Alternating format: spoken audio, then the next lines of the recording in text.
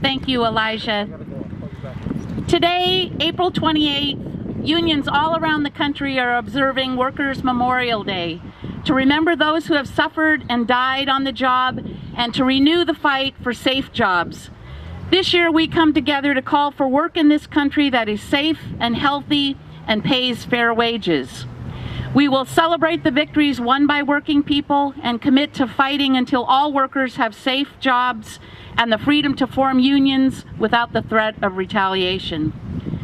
Since the job safety laws were passed more than 4 decades ago, we've made great progress in making workplaces safer and protecting workers. Fewer workers are being killed on the job, but we know that even one death is one too many, and having to tell that family that their loved one is not coming home when all they did was go to work trying to make a fair day's wages, that's one too many. The progress didn't just happen because laws were passed. It also happened because workers and their unions organized, fought, and demanded action from employers and the government. Virtually every safety and health protection on the books today is because of working men and women who joined together in unions to win these protections. But our work is not done. Many job hazards are unregulated and uncontrolled.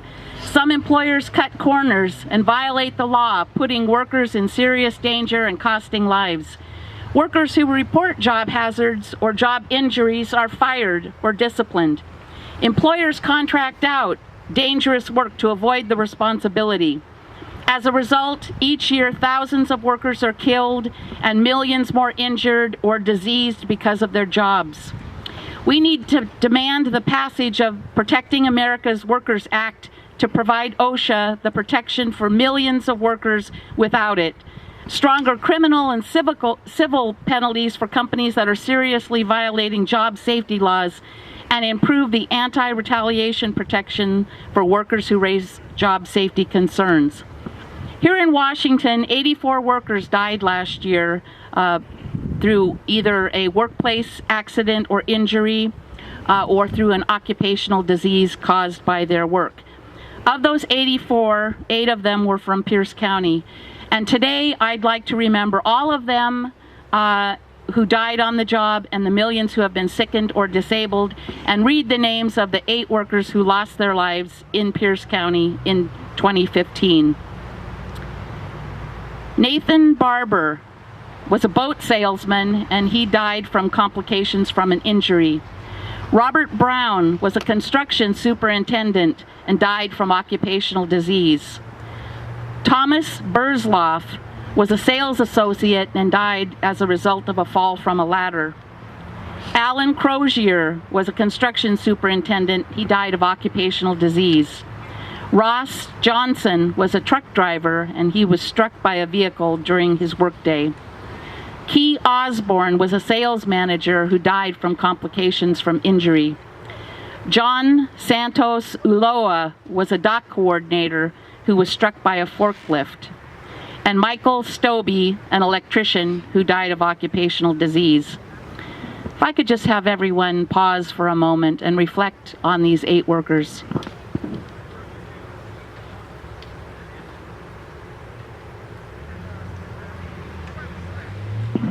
Thank you. These tragedies and deaths could have and should have been prevented. These workers should not have died. Workplace violence is a growing threat. In the U.S., tens of thousands of healthcare workers are assaulted on the job every year, suffering severe injury and even death.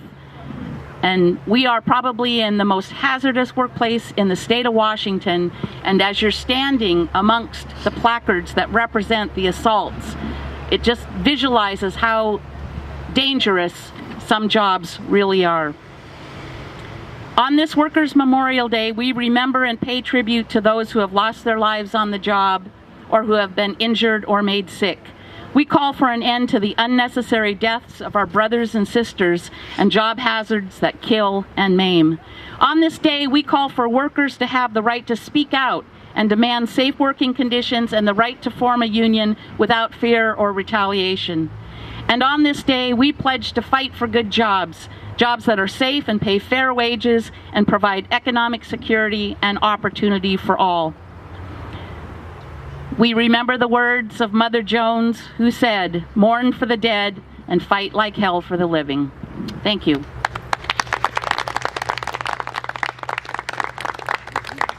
Thank you, Patty.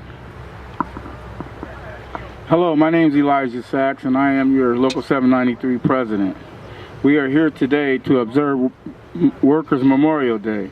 This is the one day each year that AFSCME and the rest of the labor movement paid special tribute to working men and women who are killed or injured on the job. AFSCME members here and across the state put their lives on the line and never quit caring for our communities. Here at Western State and other work sites, workers have given the quality of their lives to the workplace in injuries and assaults. In the last year, 168 of your brothers and sisters have compensative assault. Each of them dedicated to public service. Each of them giving themselves over to risk to care for those who can't care for themselves and to eliminate the risk of the public. Brothers and sisters, honored guests, can we bow our heads for a moment of silence, honoring these dedicated servants?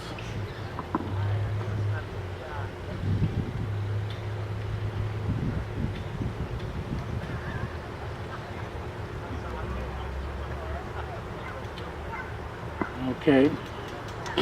168 compensable assaults. That word of compensable is a very important word. Important because when many of our co-workers don't report every assault, and compensative assault meaning missing more than 3 days of work. These are serious assaults. Many of them are life-changing and often coupled with PTSD. Sometimes our co-workers don't make it back to work from physical and mental injuries. Many assaults don't go reported due to the time involved in reporting with short staffing. The paperwork, the time to investigate the incident, the pressure to keep your head down and don't make waves, the potential for the victims to be blamed for the incident, the scrutiny as those who were not there rendering their opinion and perception of what occurred, and the fact that when even with the law on the books, the whole patient's accountable, no prosecution is likely to occur. We need to have safe staffing levels, funded for continuous ongoing training and workplace respect for line staff. Respect means compensation, rights are respected and treated as a colleague, not a body. We demand a culture of safety in this place. We demand respect and for the sacrifice so many have made here. We honor the 168 who have been injured here and across the state. It is a dangerous job we do.